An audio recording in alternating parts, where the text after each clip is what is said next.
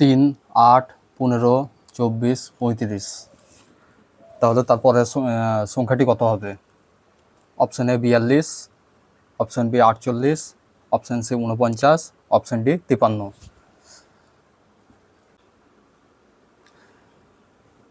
তাহলে এখানে আমরা দেখতে পাচ্ছি এখানে বিজোড় সংখ্যাগুলির 5 থেকে যোগ হতে শুরু করছে।